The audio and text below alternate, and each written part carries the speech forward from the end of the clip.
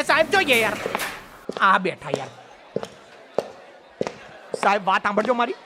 હાલ જમવાનો ટાઈમ છે, કેન્ટીનમાં છું, બધાની સામે ખોટો સાંભળો તો બહાનો ના ખરા. કર, મારી કેબિનમાં આવજે તું. પણ સાહેબ તમે મને ગણિતમાં 0 માર્ક આલ્યા યાર. દર વખતે આવું થોડું ચાલે. આ વખતે મેં 3 માર્કની અલા આખી પણ- થિયરી લખી હતી. ડફોડ ગણિતના પેપરમાં થિયરી લખીને આવ્યો અને મને સમજાવો બેઠો બેઠો. માર્વેલ ગુજરાતીને હાલ જ સબસ્ક્રાઇબ નહીં કરો ને તો ગણિતમાં તમને 0 મળશે અને બીજા બધા વિષયમાં ફૂલ માર્ક્સ લાવવા માટે પહેલા આ વિડીયોને લાઈક કરો. ડફોડ ગણિતના પેપરમાં થિયરી લખીને આવ્યો અને મને સમજાવો બેઠો બેઠો. એક મિનિટ. આ તમે શું લખ્યું છે? વાંચજો જરાક. પાયથાગોરસનો પ્રમેય લખો ને ગાણિતિક રીતે સમજાવો. બરાબર ને? હવે મેં જે બધું લખ્યું છે એ આખું તમે વાંચ્યું? ઓવા બરાબર. તમને ખબર પડવાની જ નહીં, મને ખબર હતી. હવે છે ને હું તમને બધું નવેસરથી સમજાવું છું, બધું ભૂલી જાઓ મેં જે લખ્યું છે. આ મેં બહુ કંઈ યાદ તો નહીં, પણ હેડો ટ્રાય કરીશું. ઓકે. હવે મેં શરૂઆત કરી છે પાયથાગોરસના બાળપણથી. આપણે આખું રિમાઇન્ડ કરી લઈએ. એ નાનો છોકરો હતો 10 વર્ષનો અને એના મગજ ઉપર શું એવી સ્થિતિ હશે કે એમ પાયથાગોરસ પ્રમેય લખવા માટે પ્રેરાયો. બરાબર? હા, એન મામાના ઘરની સ્ટોરી અને નાનીએ કોર્નફ્લેક્સ ખવડાવી દીધી એક્ઝેક્ટલી. બસ એ જ સ્ટોરી. હવે જુઓ હું હું સમજાવું. કરી લે. હવે દાખલા તરીકે આયરા કોર્નફ્લેક્સ છે. ના, એ મેગી છે અને મને ભૂખ લાગી છે અને તી લઈ પણ લીધી. ધારો કે આ કોર્નફ્લેક્સ છે, બરાબર? અને ધારી લો, ખાલી ધારવાનું જ છે આપણે, બીજું કઈ ચિંતા નહીં. અને તમે ક્લાસમાં ધરા કરો જ છો ને આખો દાડો એ રીતે. હવે આ શું છે? દાખલા તરીકે ધારી લઈએ કે અમૂલનું દૂધ છે.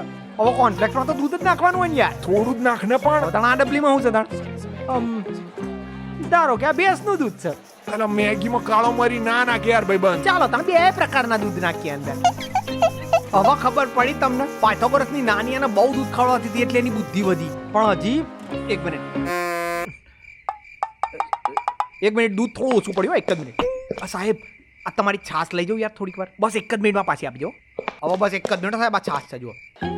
આ સાહેબની ઉધાર માગીને લાવ્યો તમને સમજાવવા માટે. હવે ધારો કે આ દૂધ છે, છાશ છે જ નહીં, આની અંદર છાશ છે જ નહીં. હવે જુઓ. અલ્યા સાસ ના નાખે કલ્યાણ.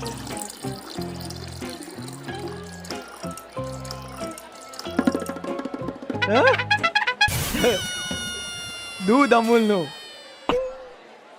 તો કેવું લાગ્યું? બહુ મજા ના આવી મને તો. હવે જુઓ, મને ખબર છે મેં તમને એટલું બરાબર નહીં સમજાવ્યું, એટલે હું તમને આખું ફરીથી સમજાવું. જુઓ, પાયથાગોરસ મામાને ઘેર ગયો, એને નાની એને ખાવા ના લ્યું, એને ખાલી કોર્નફ્લેક્સ જ આલતી હતી, મધ નથી નાખતી. ખાલી એની કોર્નફ્લેક્સમાં છે ને ખાલી દૂધ જ આલતી હતી એ. બરાબર છે? જુઓ તમને સમજાવું. આ 2 દૂધ છે, દૂધ એની અંદર એને આમ નાખ્યું નાની. હવે આટલું બધું દૂધ કોઈ માણસ પીવે એટલે શું થાય? એના મગજનો વિકાસ થાય. અને ના પીવે તો શું થાય? એના મગજમાં ચિકાસ થાય. હવે આટલું દૂધ પીધું એટલે એના મગજનો વિકાસ થયો અને એના પાયથાગોરસ પ્રમેય લખવા માટે પ્રેરણા મળી. પછી શું થયું? પછી એને પ્રેરણા જોડે લગન કરી લીધા. ઓ ભાઈઓ, આવું તો તારા પેપરમાં ક્યાંય નહીં વાંચ્યું મેં ભાઈ. એટલે સાહેબ નવી બનાવી, આખી નવી પણ story. મારા ભાઈ પાયથાગોરસનો પ્રમેય આખી 4 સપ્લિમેન્ટરીમાંથી ક્યાંય નહીં લખ્યો તે. હા, એટલે મેં વિચાર્યું કે આમાં ચોપડીમાં છે જ ને, હું દુનિયાને કંઈક નવું આપું.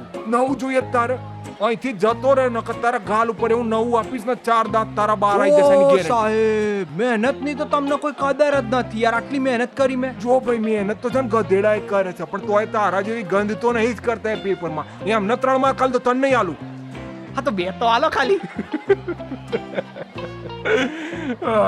જો તમે આ વખતે મને 2 માર્ક આલો, હું આવતી એક્ઝામમાં તમને પ્રોમિસ કરું છું કે 5 માર્ક લાઈને બતાવીશ. તો દોસ્તો, તમને ગણિત સિવાય બીજા કયા કયા વિષયમાં 0 મળ્યા છે?